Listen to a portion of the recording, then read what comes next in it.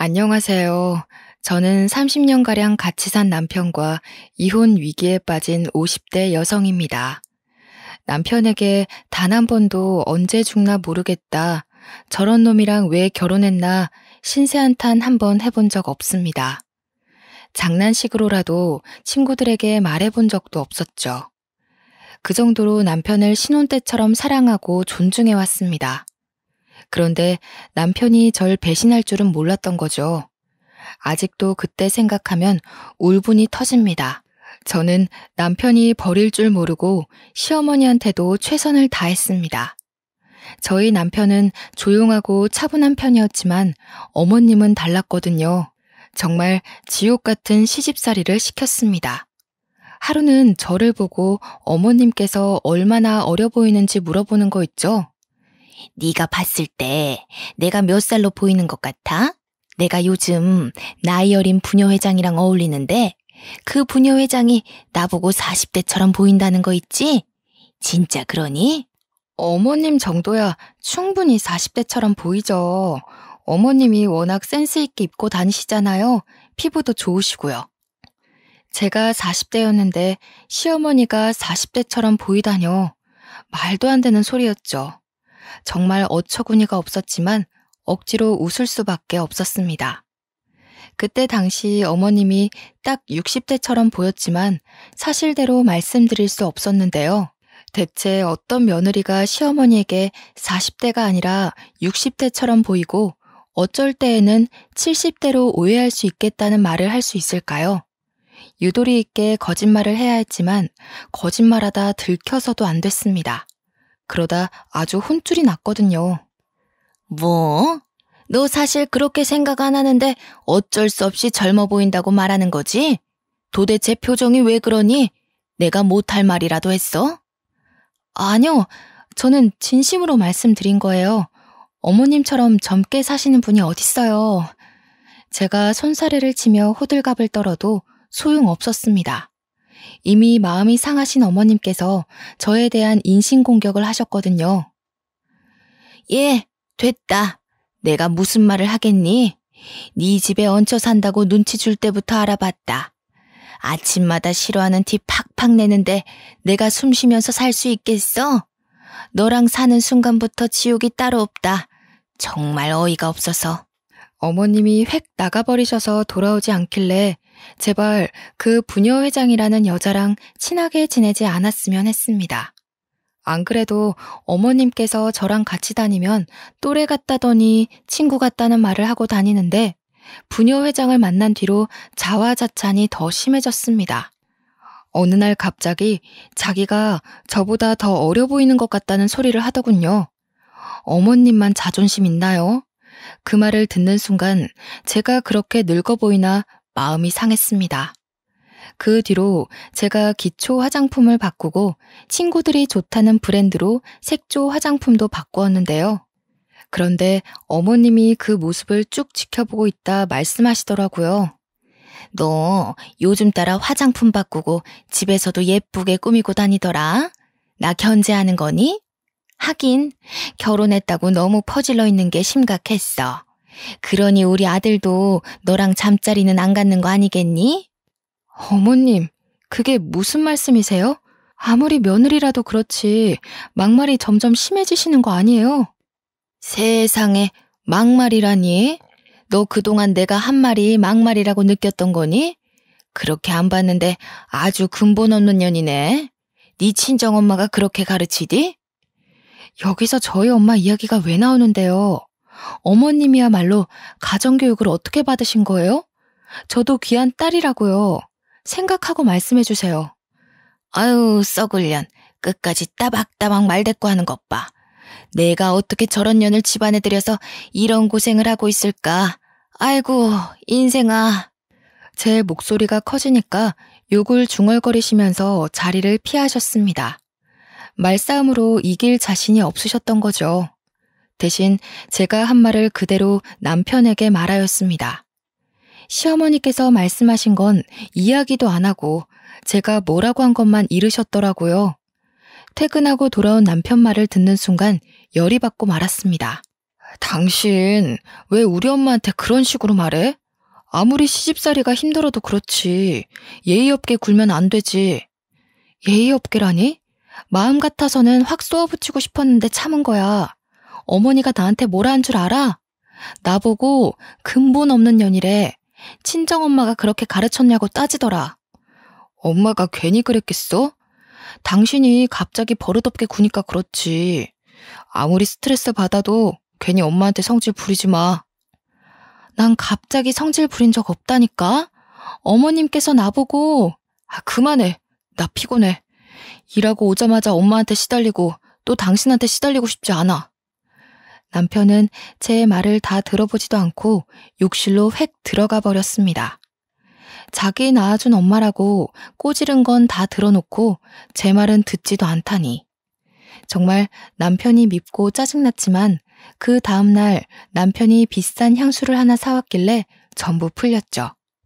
제 어깨를 토닥이며 당신이 이해하라고 시어머니랑 싸우지 않았으면 좋겠다고 해서 저도 노력한다고 말했습니다. 요즘 따라 야근하고 주말에도 일하는 남편에게 집안일까지 들먹이고 싶지 않았거든요. 제 선에서 해결하려고 노력했습니다. 그러다 또 일이 터지고 말았습니다. 시어머니께서 웬일로 옷을 사오셨길래 기쁜 마음으로 입어보았죠. 어머님, 이게 무슨 옷이에요? 너무 예쁘다. 어디서 사신 거예요? 너무 비싼 건 아니죠? 백화점에서 사긴 했는데 비싼 건 아니다. 네가 옷이 좀 없는 것 같길래 생각난 김에 사봤어. 너무 감사해요. 제가 어머님 옷을 사드려야 하는데 죄송해요. 저랑 어머님이 같이 살면서 작은 일로 자주 마음이 상하고 다투다 보니 화해 요청으로 옷을 사준 줄 알았습니다. 시어머니께서 사주신 옷은 고급 원단으로 만든 것 같은 소재의 심플한 원피스였습니다. 베이지색이라서 결혼식 같은 중요한 자리에 입고 가도 될 것 같더라고요. 여기에 결혼기념일날 받은 진주 목걸이를 하면 좋겠다 생각하며 설레하고 있었습니다. 그런데 가정주부가 원피스를 입고 어디 갈 일이 없더라고요. 옷장에 소중하게 모셔두고 있는데 어머님께서 갑자기 나들이를 제안하셨습니다. 예, 나랑 드라이브 좀 하자. 부녀 회장이 가자는데 너도 데리고 오라고 하더라. 어머, 제가 가도 되나요? 괜히 눈치 없이 끼는 거 아닌가 몰라요. 부녀 회장과 가는 거라길래 마음에 좀 걸리긴 했지만 오랜만에 외출이었습니다. 게다가 제가 가보고 싶었던 집 근처 땡땡공원 벚꽃길을 가자고 하더라고요. 저희 지역에서 봄이 되면 늘 주목을 받는 곳이 땡땡공원 벚꽃길이었습니다. 이사 온 뒤에 코로나가 터져서 한 번도 보질 못했는데 이번 연도에 드디어 개장했다고 하더군요. 사진으로만 보며 부러워했던 그곳에 가다니. 게다가 애들도 다 커서 학교 기숙사에 지내고 있는 터라 애들을 데리고 갈 필요도 없었습니다. 그야말로 자유였던 거죠. 부녀 회장이 저를 콕 짚어서 며느리 한번 데려오라는 말을 했다고 하길래 한 번도 만나본 적 없는 부녀 회장이라는 존재가 궁금했습니다. 도대체 어떤 사람이길래 어머님을 이렇게 만든 건지 알아야겠더라고요. 친해지면 어머님이 절 괴롭힐 일도 없어질 것 같아서 약속을 잡았습니다. 주말 오후 3시쯤 땡땡공원 앞에서 만나자길래 어머님이랑 같이 갔는데요. 옷차림부터 정말 화려하더라고요. 부녀 회장이 저보다 나이가 많을 텐데 화려한 꽃무늬 원피스에 꽃무늬 스카프까지. 멀리서 봤을 때 벚꽃나무인 줄 알았습니다. 자기가 잘 차려입었다고 생각했는지 저를 위아래로 훑어보더니 코웃음을 쳤습니다. 자기가 우리 순자 언니 며느리야? 진짜 그 옷 입고 왔네. 언니, 그 외투 좀 벗어봐. 며느리보다 예쁜지 살펴보게. 처음엔 이게 도대체 무슨 소리인가 싶었습니다. 저는 어머님이 외투를 입고 나오길래 그 안에 무슨 옷을 입었는지 모르고 있었거든요. 그런데 외투를 벗자마자 헉 소리가 절로 나왔습니다. 어머님이 저랑 같은 원피스를 입은 거 있죠? 일부러 그런 듯 제 옆에 붙어서서 부녀 회장에게 이렇게 말하였습니다. 어때? 내가 며느리보다 낫나? 훨씬 젊어 보여? 당연히 언니가 훨씬 젊어 보이지. 이렇게 같은 옷 입혀놓으니까 더 티난다. 얘, 너 관리 좀 해야겠다. 40살이라고 했지? 40살이 어떻게 나보다 늙어 보이니? 그러니까 말이다. 우리 며느리 얼굴 좀 봐. 주름이 자글자글하니 어쩌면 좋니? 요즘 애들은 에스테틱 다니면서 관리 받는다던데 그런 거 할 생각도 없나 봐. 따로 관리를 안 받으니까 이렇지. 너 길 가다 할머니 소리 안 듣니? 네 얼굴 모르고 길 가다 마주쳤으면 내가 존댓말 했겠다. 시어머니와 부녀 회장이 이런 식으로 절 꼽주면서 까르륵 웃음을 터뜨렸습니다. 일부러 제 자존심을 깎아내리려고 이런 말을 하는 거겠죠. 제가 아무리 늙어 보여도 60대인 어머님보다 늙어 보이지는 않을 겁니다. 그동안 어머님을 정말 잘 보살펴드리고 보좌해드렸는데 저를 이런 취급하다뇨. 상처받아서 눈물을 흘릴 뻔했습니다. 어머님이 결혼할 때부터 절 마음에 안 들어하긴 했지만 자기 자존감을 높이기 위해서 저를 이용할 줄은 몰랐습니다. 50대, 60대의 나이에도 매일 꾸미고 머리하고 화장하면서 몇 살로 보이냐고 물어보며 젊어 보이는 데에 집착했을 때 알아봤어야 했습니다. 저러니 시아버지가 바람 피우고 다른 여자랑 재혼했겠죠. 남자들이 괜히 도망가는 게 아니라고 생각했습니다. 분한 마음에 부들부들 떨며 어머님께 너무하다고 소리치기도 했는데요. 어머님은 귓등으로도 듣지 않았습니다. 저도 저를 무시하는 시어머니와 대화하고 싶지 않아서 집으로 와버렸습니다. 그랬더니 부녀 회장이 제 뒤통수에 대고 이렇게 말하는 거 있죠? 얘가 지금 시어머니 두고 어딜 가는 거니? 아유, 버르장머리 없는 년. 저러니 시어머니한테 미움받지. 아주 남편한테도 미움받을 게 뻔하다. 이렇게 저를 욕하고 모욕 주길래 부녀 회장에 대해 모든 걸 알아냈습니다. 나이는 47살에 포크레인 운전사 남편을 두고 있더군요. 아들도 포크레인 자격증을 따서 집안 대대로 그 일을 물려받으려는 모양이었습니다. 제 나이는 40살에 저희 남편은 땡땡 기업 부장급이었죠. 저희 딸은 명문학교를 다니며 전교 10등 안에서 노는 엘리트였습니다. 그런데 저를 무시하고 아래로 보다뇨. 누가 봐도 제가 더 나아 보였는데 억울했습니다. 그날 이후로 매일 거울만 보며 외모에만 집착하게 되었습니다. 피부과에 다니고 에스테틱에서 다니며 돈을 쓰기 시작하니까 남편도 놀라더라고요. 당신, 이번 달에 카드값 왜 이렇게 많이 나왔어? 피부과랑 에스테틱은 또 뭔데? 나한테 이런 데 다닌다는 말 없었잖아. 아니, 남들은 다 다니는데 나도 다녀보고 싶어서. 내가 요즘 따라 나이 들어 보인다는 말을 너무 많이 들어서 관리해보고 싶었어. 나보고 생활비 많이 나가니까 담배 끊으라고 할 때는 언제고. 당신 이런 사치 부리는 사람 아니잖아. 왜 갑자기 변한 거야? 남편이 이렇게 물으니까 할 말이 없었습니다. 머뭇거리며 시어머니와 부녀 회장에게 들은 말을 털어놓을까 고민하고 있으니 갑자기 어머님이 들어와 한마디 하시더군요. 뭐? 얼마가 나와? 카드값 얼마나 나왔나 보자. 세상에 이게 도대체 얼마니? 일도 안 하는 년이 이 돈을 어떻게 갚으려고 그래? 우리 아들이 뼈 빠지게 고생하는 건 생각 안 하고 이 돈을 막 써? 어디서 누굴 만나길래 이상한 물이 들어버린 거야? 이상한 물이 들었다뇨. 어머님이랑 부녀 회장이 늙어 보인다고 핀잔 주니까 그런 거죠. 그런다고 이 돈을 다 썼다고? 네가 제정신이니? 이 돈이면 우리 손녀 다니고 싶다던 그 비싼 학원, 그 학원 보낼 수 있겠다. 그럼 저한테 그런 말 하지 말던가요. 이게 다 어머님 때문이에요. 얘가 뭐 어쩌고 저쩌? 네가 쓴 돈인데 왜 나 때문이니? 제가 눈물을 터뜨리면서 말하는데도 쎄했습니다. 남편 표정이 눈에 띄게 굳어졌거든요. 하긴 제가 남편이라도 지금 이 상황이 어이없을 겁니다. 한 달 생활비의 2배를 자기 꾸미는 데에 써놓고 시어머니 탓을 하다니. 욱하는 마음에 내뱉어 놓고 아차 싶었습니다.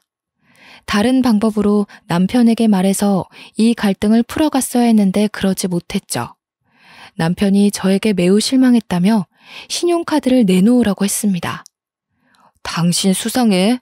평소에 이런 적 없잖아. 자기가 써놓고 엄마 탓하는 게 말이 돼? 내가 앞으로 현금만 줄 테니까 신용카드 내놔. 이러다가 우리 집 거덜나겠어. 안 돼. 우리 소윤이 교육비랑 우리 생활비 쓰려면 신용카드는 좀 써야 돼. 다음부턴 안 그럴 테니까 내 말 좀 들어주라. 이번 한 번만 그런 거라니까. 제가 남편에게 사정하니까 시어머니가 한마디 거들었습니다. 집안을 뒤흔들 정말 충격적인 거짓말을 내뱉고 말았는데요. 한 번은 무슨, 절대 봐주지 마라. 얘 밖에서 남자 만나나 본데 잘 지켜봐야겠더라. 요즘 따라 꾸미고 밖에 자주 나가더라. 뭐? 그게 무슨 말이야? 당신 요즘 누구 만나러 다녀? 정말 눈앞이 아찔해졌습니다. 남편 눈빛을 보아하니 어머님 말을 있는 그대로 믿는 것 같더라고요. 저를 뚫어져라 쳐다보더니 집안 구석구석을 살펴보고 있었습니다. 그래서 제가 급하게 남편의 팔을 붙잡았죠. 여보, 그런 거 아니야. 나 바람 같은 거 안 피워. 맨날 집안일하고 끽해봐야 동창 모임 나간 것밖에 없어. 당신도 내가 여중여고 나온 거 알고 있잖아. 설마 나 의심하는 거 아니지? 남편이 제 말을 듣고 우리 와이프가 설마 그러겠어 하는 눈빛을 보냈습니다. 그것도 잠시. 어머님이 또 말도 안 되는 말을 꺼내길래 억장이 무너지고 말았습니다. 그걸 어떻게 믿니? 네 동창이 소개시킬 수도 있는 거고 인터넷을 만날 수 있는 건데. 어머님이 보셨어요? 제가 남자 만나거나 바람 피우는 거 보셨냐고요? 내가 괜히 이러겠니? 캥기는 게 있으니까 이러지. 남자가 생겼으니까 네가 안 하던 짓을 하는 거 아니야. 어머님 때문에 그런 거라니까요? 어머님이 저 볼 때마다 나이 들어 보인다 관리하라고 잔소리를 하시니까. 내가 언제? 구초라, 내가 그런 말 한 적 있니? 어머님께서 물론 남편이 있을 때 그런 말을 하신 적이 없었습니다. 남편이 워낙 바빠서 같이 있을 일도 없었고요. 실제로 남편은 그 말을 듣고 제 말이 아니라 시어머니 말을 더 믿는 것 같았습니다. 그 뒤로 저한테 차가워졌거든요. 안 그래도 자주 못 만났는데 오랜만에 저녁을 차려주거나 무언가 챙겨주어도 묵묵부답이었습니다. 저는 이게 다 시어머니와 부녀회장 때문이라고 생각했죠. 그러다 남편이 지방 출장을 가며 주말 부부를 넘어서 기러기 부부가 되었습니다. 남편을 거의 한 달에 한 번만 보게 되니 불안해지더군요. 이러다 영영 남이 되는 건 아닌가 초조해질 무렵이었습니다. 나이 차이가 많이 났던 남편에게 정년 퇴임 날이 다가온 모양이었습니다. 원래는 더 다닐 수 있는 나이였지만 회사에서 눈치를 준 것 같았죠. 하루아침에 회사를 관두게 되자 남편이 상태가 안 좋아졌습니다. 자존심이 많이 상했는지 이상하게 예민해지더라고요. 틈만 나면 저에게 신경질을 내길래 저도 점점 말이 험하게 나오고 있었습니다. 남편과 제가 최고로 심하게 싸운 날은 평일 대낮이었습니다. 점심을 먹으며 제가 생활비가 걱정된다고 했는데요. 요한 마트에서 캐셔 구하던데 이력서 제출해보려고. 이러다가 생활비 부족해질 것 같아. 곧 있으면 우리 소윤이도 고등학교 들어가는데 걱정이다. 대학 등록금 어떡하지? 그걸 왜 밥 먹다 이야기해? 내가 체하는 꼴 보고 싶어? 나보고 뭐 경비원 일이나 주차요원 일이라도 알아보라는 거야? 아니, 그건 당신이 싫다며. 그래서 내가 일하겠다잖아. 왜 갑자기 성질을 내는 건데? 내가 뭐 당신한테 무턱대고 취직하라고 했어? 백화점에서 청소하는 사람이랑 주차요원 구하길래 지원해보자고 한 거잖아. 당신이 동네 사람들 만날 것 같아서 싫다며. 어떻게 그런 일을 하냐고 나보고 하지 말라고 했잖아. 그럼 당신은 아무렇지도 않아? 마트 캐셔로 일하다가 동네 사람들 만나도 아무렇지도 않냐고. 도대체 왜 그게 불편해? 동네 사람들 그 마트에서 일한 적 많이 있거든? 당신 다른 사람들 눈치 좀 보지 마. 일단 우리가 먹고 살아야 하는 거 아니야? 그렇게 돈이 걱정되면 당신 애인한테 가서 좀 달라고 해. 우리 엄마가 그러는데 동네에 소문 쫙 났다고 하더라? 뭐? 무슨 소문? 어머님이 또 뭐라고 말씀하셨는데? 당신 오랫동안 연애하고 있는 사람이 있다며. 당신이 내 카드로 피부과 끊고 에스테틱 끊었을 때부터. 그런 거 아니야. 어머님 말 믿지 말라니까? 도대체 왜 그러는데? 제발 내 말 좀 믿어줘. 제가 눈물까지 흘리며 도대체 언제까지 의심할 거냐고 난동을 피워도 소용없었습니다. 끝까지 저를 의심하더군요. 헛소문이라고 침착하게 말해봐도 화를 내봐도 남편은 한결같았습니다.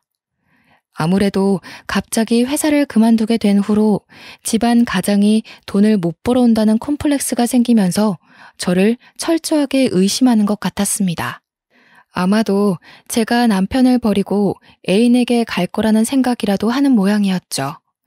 저보다 엄마 말을 더 믿는 마마보이인 건 알고 있었어도 이렇게 철석같이 저를 배척하고 미워할 줄은 몰랐습니다. 괜히 같은 핏줄인 게 아니었습니다. 어머님도 젊어 보이고 싶고 늙어가는 게 싫은 콤플렉스가 있으니 저한테 괜히 시비를 걸고 미워하는 거겠죠. 남편도 그 피를 물려받아 자기가 못생기고 키도 작고 나이도 많은데 그나마 잘 벌어오던 돈도 못 벌어오니 절 의심하는 것 같았습니다. 둘이 한 편을 먹고 저를 몇 년 동안 왕따시켰습니다. 절 두고 몰래 외식을 하고 오거나 여행을 다녀오는 일도 잦았는데요. 아침 일찍 일어나 마트 캐셔 일을 하고 오니 남편과 시어머니가 없어서 그러려니 했습니다. 저를 왕따시키고 어딜 놀러 갔을 거라고 생각했죠. 그런데 안방에서 이상한 말소리가 들리더라고요. 가까이 다가가 귀를 기울여 보니 여자 몸매 이야기를 하는 게 들렸습니다. 그 여자 몸매 봤니? 허리는 잘록하고 골반 넓은 게 애 잘 낳을 것 같더라. 며느리랑 너무 달라. 어떻게 그 나이 먹도록 20대처럼 날씬한가 몰라. 그러게. 성격도 좋은데 애교까지 많더라. 엄마 며느리가 그러면 얼마나 좋아? 얘, 자기 애인한테 애교 부려야 하는데 너한테 애교 부릴 시간이 있겠니? 내가 여러 번 말했지? 걔 이상한 점 한두 가지 아니라고. 그런데 증거가 없잖아.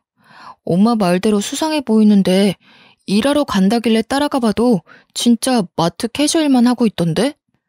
우리가 365일 따라다녔니? 걔가 매일 바람 피는 것도 아닐 텐데 한두 번 따라다니면 안 되는 일이야. 지금이라도 남자 만나는 거 잡아내서 이혼해야지. 언제까지 그런 애랑 같이 살 거니? 차라리 오늘 만난 댄스 스포츠 선생이랑 재혼해라. 재혼은 무슨 재혼. 우리 소윤이 생각하면 이혼은 하면 안 돼. 요즘 이혼이 별거 아니라고 하지만 동네에서 우리 집 이혼했다고 소문났을 때 나도 너무 힘들었어. 그때 엄마도 힘들었잖아. 걔 딸이라면 아주 사족을 못 써서 이혼해도 꽁꽁 숨기고 있을 거다. 그럼 며느리가 바람 피우는 것처럼 몰래 만나보던가. 뭐? 어떻게? 이러면서 시어머니가 남편에게 말하는 목소리가 작아지길래 심장이 빠르게 뛰었습니다. 남편과 어머님이 도대체 무슨 말을 하고 있는 걸까요? 죄 없는 저를 두고 남자 숨기고 있다고 의심하고 힐난하는 것도 모자라 저 몰래 바람까지 피우려고 작전을 세우고 있었습니다. 저는 남편이 댄스 스포츠를 배우러 간 사실도 모르고 있어서 얼른 안방문을 열고 들어가 보았죠. 제 예상대로 남편과 시어머니가 저를 보고 놀라서 눈을 동그랗게 뜨고 있었습니다.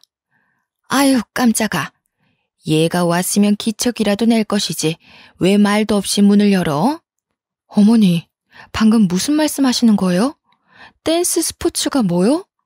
지금 저 몰래 저희 남편 바람 피우라고 여자 소개시켜주려는 거예요? 뭐? 이게 미쳤나? 내가 무슨 치매라도 걸린 줄 알아? 이게 다 너 때문 아니니? 우리 아들이 요즘 죽고 싶다는 말을 자주 하길래 병원에 가봤더니 우울증이라고 하더라. 너는 우리 아들이 이렇게 되도록 뭐 했니? 설마 또 남자 만나고 온 거야? 남자라뇨. 어머님이랑 당신 둘 다 이상해. 내가 아니라고 몇 번 말해야 돼? 나는 한 번도 바람 피운 적 없다고. 남편만 병원에 갈 게 아니라 어머님도 병원 가봐야 할 것 같아요. 둘 다 아주 미친 것 같아. 봐봐라. 이렇게 이상한 또라이 취급하면서 끝까지 바람 피우는 거 숨기는 거. 너 같은 것은 지금 당장 이혼당해서 혼쭐이 나봐야 한다. 손녀딸만 아니었음 이 집에서 내쫓겼다고. 저도 소윤이만 아니었으면 바로 이혼했어요. 도대체 언제까지 저 의심하실 건데요? 아니라고 하면 믿어야죠. 쫓아다녀봤는데 남자 만나는 거 못 봤으면 믿으셔야 하는 거 아니에요? 이게 어디까지 엿들은 거야? 더러운 쥐새끼 같은 년. 너 같은 년 때문에 우리 아들이 이 모양 이 꼴이 된 거야. 우리 아들이 바람 피워도 넌 할 말도 없을 것이다, 이 더러운 거사. 어머님이 저한테 삿대질을 하며 입에 담을 수 없는 욕을 내뱉었습니다. 물론 저도 욕하지 말라면서 뭐라 소리를 질렀죠. 그동안 쌓인 스트레스가 쌓여서 제가 뭐라 했는지 기억도 나지 않았습니다. 정말 미친년처럼 고함을 지르고 눈물을 흘렸던 것 같아요. 지금 생각해보면 남편이랑 시어머니가 병원에 가야 하는 게 아니라 제가 가야 했습니다. 마음속에 곪은 상처가 많이 있어서 툭 하면 눈물을 흘렸거든요. 저는 친정이 제주도라서 갈 도리도 없었습니다. 마트 캐셔 일을 하면서 모은 돈으로 친정으로 가서 돌아오지 말까 생각도 해보았는데요. 기숙사 생활을 하며 인서울을 목표로 하고 있는 제 딸이 걱정되더라고요.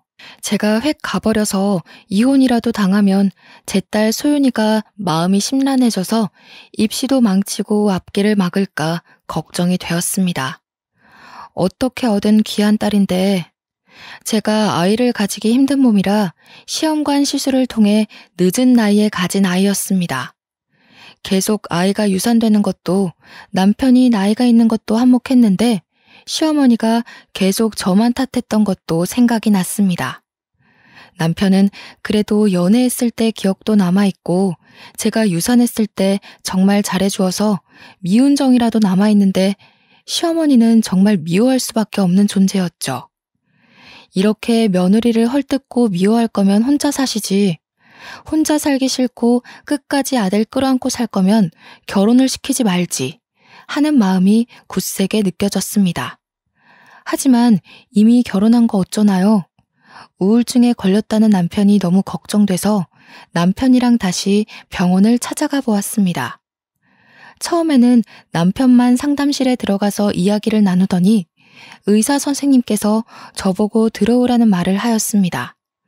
그러면서 저보고 정년 퇴임 때문에 우울증이 온 것 같다고 하시는 거 있죠?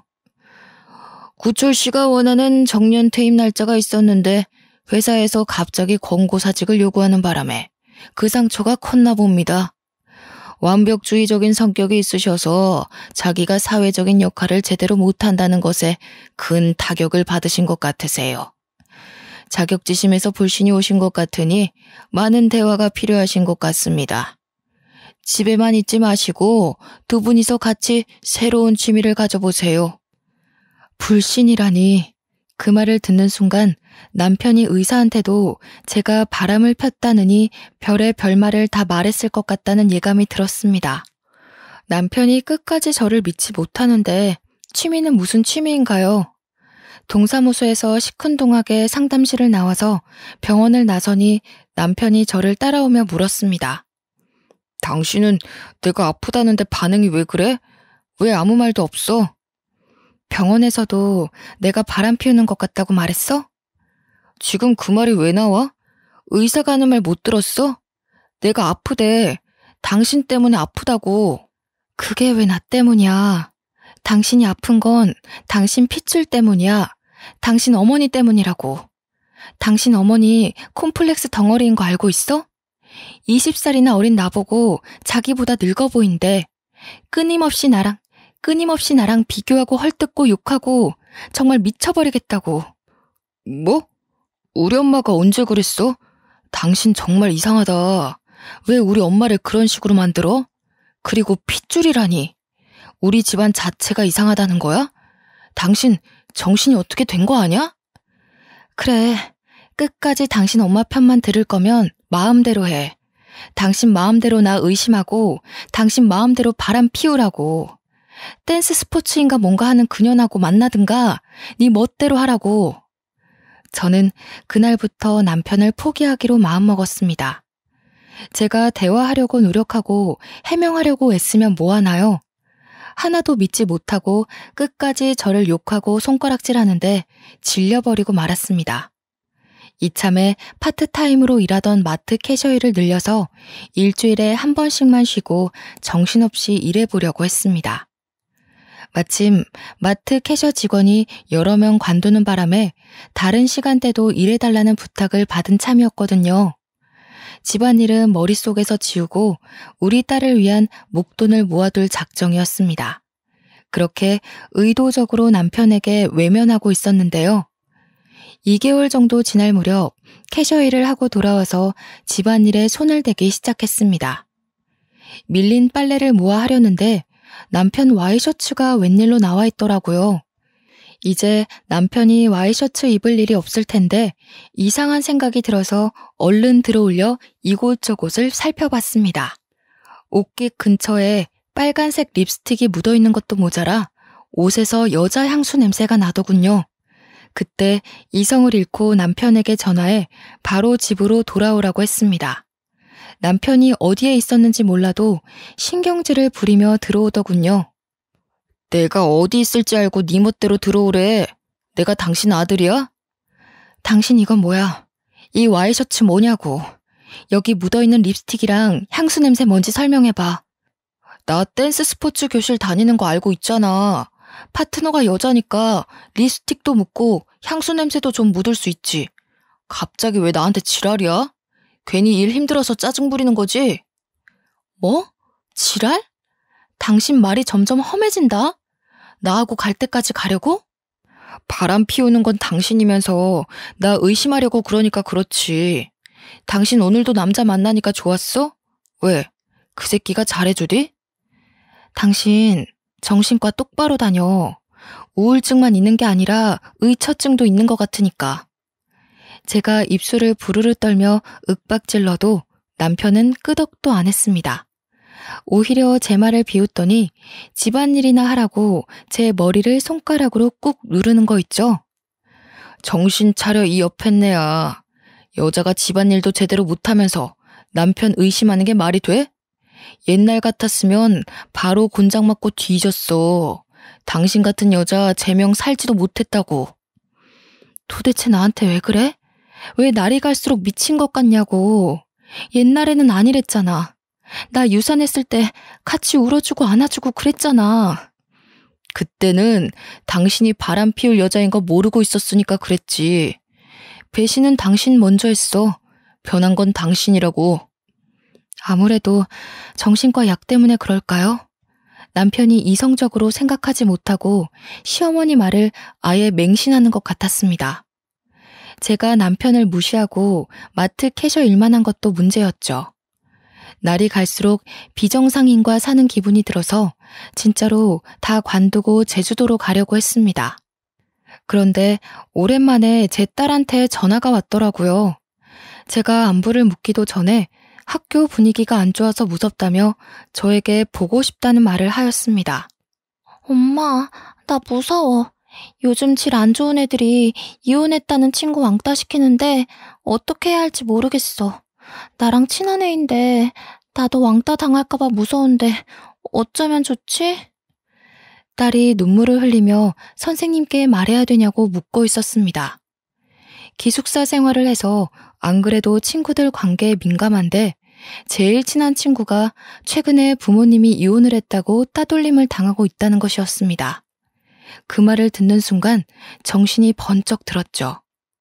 2022년이라고 하더라도 이혼은 여전히 약점이 될 수 있는 선택이었습니다.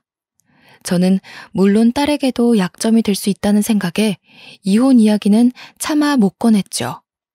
딸에게도 학교에 가보겠다고 말하며 따돌림과 관련된 문제를 해결하느라 또 남편의 문제를 뒤로 미루게 되었습니다. 그러다가 남편에게 이상한 점을 발견하였습니다. 제가 서울에 있는 딸 학교를 다녀온 사이 남편의 화장대에 화장품이 늘어나 있는 거 있죠? 향수는 물론 비싼 남성용 기초 화장품까지 놓여 있었습니다. 분명히 남편에게 딸의 문제를 말하고 서울에 다녀왔는데 담임 선생님과 잘 말했는지 물어보지도 않았습니다. 저를 본체만체 하더니 생전 뿌리지 않던 향수도 뿌리고 있더군요. 그리고 어디론가 가려고 하길래 남편을 붙잡고 소리쳤습니다. 당신 지금 어디가? 내가 서울 다녀온다고 했잖아. 우리 소윤이 걱정은 안 돼? 안 그래도 집도 먼데 왕따라도 당했으면 어쩌려고. 진짜로 왕따 당한 건 아니잖아. 걔 친구가 당한 거라며.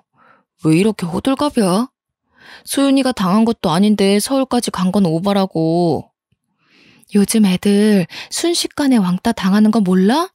당신 댄스 스포츠에 쏟을 시간 소윤이한테도 좀 쏟아. 애가 울었다고 하면 전화라도 좀 해보라고. 그러니까 누가 서울로 학교 보내래? 공부 잘한다고 명문학교 보낸 건 당신이잖아. 소윤이는 서울에 가고 싶어 하지도 않았어. 당신이 잘 타일러서 보내놓고 왜 그러는데? 내가 괜히 보냈겠어? 나도 무리해서 투자한 거라고. 당신이 언제 소윤이한테 신경이라도 써봤냐고. 당신 아직도 소윤이가 다니고 있는 학교 이름도 모르지? 생일도 까먹고 있지. 지금 그게 중요해? 난 소윤이한테 부끄러운 짓 한 적 없어. 근데 당신은 했잖아. 대놓고 속이고 남자 만나고 즐겨놓고 무슨. 남편이 이렇게 말하고 현관문을 쾅 닫고 나가버렸습니다. 보나마나 댄스 스포츠 교실을 간 것 같길래 제가 쫓아가 보았죠.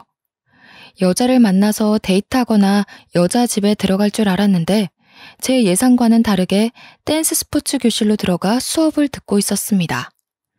선생님처럼 보이는 남자의 지도에 따라 자세를 잡고 춤을 추길래 제가 괜한 의심을 했나 싶었습니다. 저한테 모진말을 한 것도 마음이 고장나서 그런 거 아닐까 하는 생각에 아주 잠시 스쳐 지나갔는데요. 갑자기 문틈 사이로 여보! 라는 소리가 들리더군요. 그래서 문에 바짝 붙어서 남편과 여자 파트너를 지켜보았습니다. 여보, 우리 소윤이는 어쩌지? 왕따 당하면 안 되는데 괜히 친구 잘못 만나서 따돌림 당하면 나 속상해. 불륜녀가 자기가 남편의 진짜 와이프가 된 것처럼 굴길래 대체 어떻게 생긴 작자가 그러는지 보려고 눈을 크게 떴습니다. 아무리 살펴봐도 익숙한 얼굴이더군요. 진짜 누구일까 생각하던 와중 부녀회장의 얼굴이 떠올랐습니다. 시어머니를 닥달해 같은 옷을 입히게 만든 그 사이코 작자요. 그 여자가 괜히 저한테 그런 짓을 저지른 게 아니었습니다. 제 인생이 탐나고 질투나니 어떻게든 빼앗고 망치려고 한 것이었습니다. 제가 충격을 받아 멍하니 서 있으니 남편이 부녀회장보다 한술 더 뜨더군요. 절대 왕따 안 당해. 우리 소윤이가 누구 딸인데 왕따 당하겠어? 왕따 당하더라도 걱정하지 마. 내가 당장 달려가서 혼내줄 테니까. 서울에 있는 땡땡 학교까지? 당신 안 그래도 바쁜데 어떻게 거기까지 가? 요즘 땡땡 기업 바쁘잖아. 당신이 거기서 일 제일 잘해서 사람들이 당신만 찾는다며. 딸 문제 때문에 연차 쓰면 사람들이 이해해줘야지. 뭐라 항의하면 자르면 돼. 어머, 우리 오빠 대단하다. 오빠랑 결혼하길 너무 잘했어. 남편과 불륜녀가 말하는 대화는 전혀 사실이 아니었습니다. 불륜녀가 진짜 와이프고 소윤이가 자기 친딸인 것처럼 구는 것부터 거짓이었죠. 게다가 남편이 소윤이를 생각하는 것도 거짓, 아직 땡땡 기업에 다니고 있는 것도 거짓이었습니다. 남편이 땡땡 기업에 다니고 있을 때에는 인정받지 못하고 구닥다리 취급받은 적이 많이 있었습니다. 남편이 바람 피운 이유는 불륜녀가 남편의 환상을 채워줘서일까요? 댄스 스포츠 회원들이 남편과 불륜녀를 부러워하며 동경하는 눈빛을 보내자 남편의 어깨가 절로 올라가 있는 게 보였습니다. 회원들도 남편과 불륜녀가 부부인 걸로 알고 있더라고요. 자연스럽게 제 딸 소윤이 이야기를 꺼내며 문제가 얼른 해결됐으면 좋겠다. 그건 그렇고 전부터 둘이 인꼬부부 같아서 부러워하길래 허탈한 웃음이 절로 나왔죠. 게다가 더 충격적인 말이 회원들의 입에서 나오고 있었습니다. 그리고 이번에 늦둥이 생긴 거 참 축하해요. 이 나이에 아주 기적이야, 기적. 맞아요. 아들 갖고 싶다고 노래를 부르더니 결국 생기네. 가만 보면 둘이 바라는 대로 다 되는 것 같아. 정말 대단해. 제가 이 말을 듣고 놀라서 문을 벌컥 열어버리고 말았습니다. 댄스 스포츠 교실 회원들도 이 동네 사람들일 텐데 소문날 건 생각도 안 하고 아주 난동을 피우고 말았죠. 당신 지금 바람 피운 것도 모자라 임신시켰어? 이 여자 임신시킨 거냐고. 갑자기 찾아와서 무슨 말 하는 거야? 수업 중인 거 안 보여? 나가서 이야기해. 뭘 나가서 이야기해. 여기서 이야기해. 이거 놔. 여기서 이야기하라고. 마음 같아서는 사람들 다 있는 데서 남편을 힐난하고 싶었지만 힘이 따라주지 않았습니다. 남편에게 붙잡혀 질질 끌려나오고 말았죠. 그것도 모자라 남편에게 믿을 수 없는 말을 듣고 말았습니다. 우리 경자한테 애가 생겼어. 당신도 만나는 남자 있을 테니까 서로 비밀 지키자. 안 그래도 소윤이 친구가 이혼 가정이라고 왕따 당했다며? 나도 우리 소윤이 왕따 당하는 거 원치 않아. 소윤이 대학 갈 때까지 비즈니스 커플로 남게. 내가 몇 번을 말하면 믿을래? 내가 결백하다는 거 죽은 다음에 믿으려고?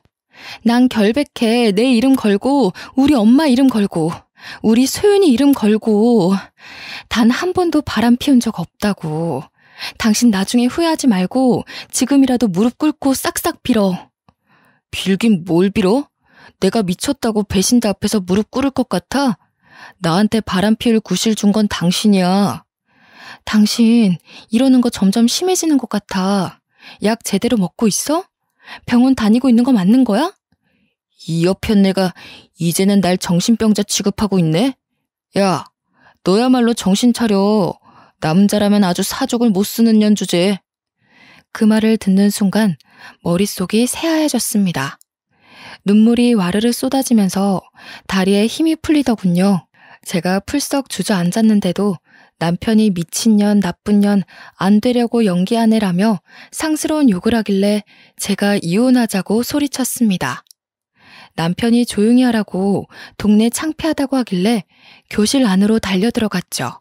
그리고 있는 힘껏 목소리를 높였습니다. 저기요, 지금 이 둘이 진짜 부부 같죠? 이 여자는 불륜녀예요.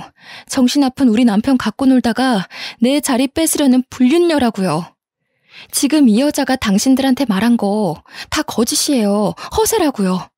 울 남편이 땡땡 기업 그만둔 지가 언젠데 뭐가 어째? 우리 딸 얼굴은 알고 있니? 감히 우리 딸 이름을 들먹여? 내가 어떤 고생을 하고 사는지 알고 있어? 알고 있냐고.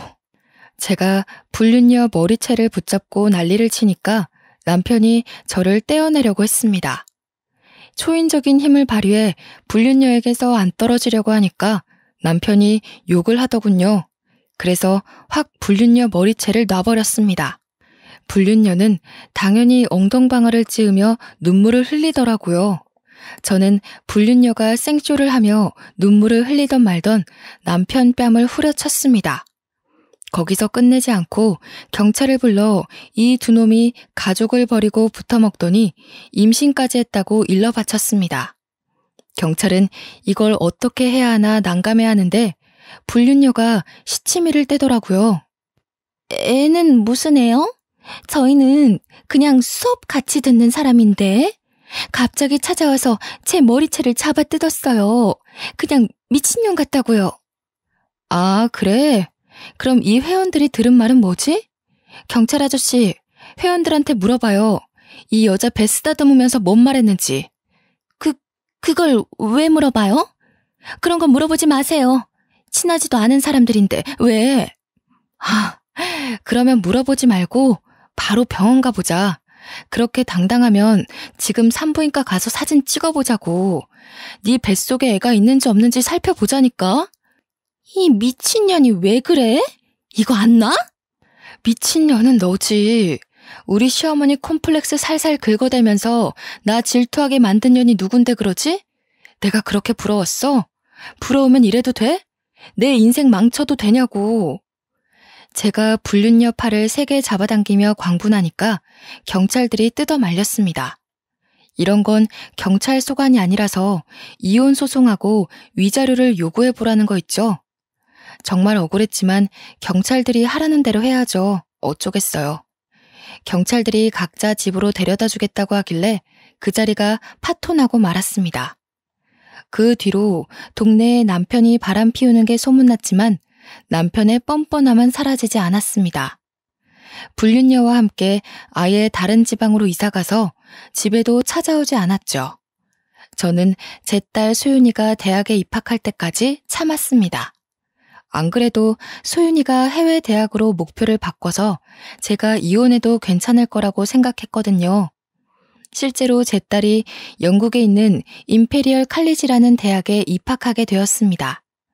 그 소식이 들리자마자 남편에게 이혼 소송을 걸었죠. 동네에 소문난 것도 있었고 댄스 스포츠 교실 회원과 선생이 증인이 되어 주었습니다. 다행히 법원이 제 손을 들어주었는데요. 남편에게 거액의 위자료를 주었지만 영국으로 해외 유학 간 딸을 둔 저로서는 참 부족해 보였습니다. 드라마 보면 위자료 받고 떵떵거리며 살던데 저는 여전히 마트 캐셔 일을 하고 있었죠. 덕분에 제 마음이 날이 갈수록 피폐해지고 있었습니다. 밤낮 없이 일을 하고 있던 어느 날 제가 퇴근하고 돌아가는데 멀리서 익숙한 실루엣이 보이더라고요. 한 걸음 한 걸음 다가가 보니 남편이 멀뚱히 서서 저를 기다리고 있었습니다. 소윤이가 유학을 잘하고 있냐고 연락도 없던 사람인데 갑자기 찾아오다니. 그때 그 순간이 끔찍한 악몽처럼 느껴졌죠. 게다가 남편이 저를 보자마자 무릎을 꿇더니 눈물을 흘렸습니다. 여보, 내가 미안해. 내가 정말 잘못했어. 당신을 믿는 건데. 당신 때문에 내가 미친 게 아니라 우리 엄마 때문에 미친 건데 끝까지 당신을 안 믿고 내가 배신해버렸어. 갑자기 찾아와서 무슨 말 하는 거야? 나 당신 만나고 싶지 않아. 그냥 가줬으면 좋겠어. 당신한테 용서받으려면 어떻게 해야 할까? 나 후회돼서 미칠 것 같아. 알고 봤더니 내 애도 아니었더라고. 다른 남자 애를 가지고 내 애라고 우기길래 재혼했더니 또 딴 남자랑 바람 피우는 거 있지? 내가 이렇게 돈이 없을 줄 몰랐대. 땡땡 기업이라고 엄청 대단하게 봤다면서 날 버리더라고. 뭐? 당신 애가 아니라고? 그걸 어떻게 알았는데? 나랑 누나 둘 다 A형인데 애가 B형이 나왔더라고. 전혀 나올 수 없는 혈액형이라서 친자 검사를 해봤는데 내 애가 아니라고 하더라. 그 말을 듣는 순간 웃음이 바로 터져나왔죠. 땡땡 기업에서 겨우 버티다 잘린 주제에 능력남인 것처럼 연기하다 결혼하고 나서 딱 걸렸나 봅니다. 괜히 허세를 부리니 그런 꽃뱀 같은 여자가 걸리는 거겠죠. 제가 한참을 웃다 남편을 내려다보며 한마디 해주었습니다. 근데 이걸 어쩌나? 우리 소윤이 이번에 간 영국 임페리얼 칼리지 졸업하면 억대 연봉을 벌어줄 텐데. 난 그 돈 당신이랑 나눠 갖긴 싫은데? 여보, 그러지 말고 나랑 앉아서 차분하게 대화 좀 해보자. 우리 소윤이 이야기도 좀 듣고 싶어. 우리 소윤이 무슨 과 갔다고 했지? 소윤이가 말하지 말래. 아버지가 너무 증오스럽다나 뭐라나. 다시 재혼할 생각하지 말고 여러 남자 만나며 연애나 하라는데? 물론 제 딸이 억대 연봉 자리를 제안받거나 아버지에 대해 심한 말을 내뱉은 건 아니었습니다. 하지만 보통 임페리얼 칼리지를 졸업하면 70~80%가 고소득자가 된다고들 하니까요.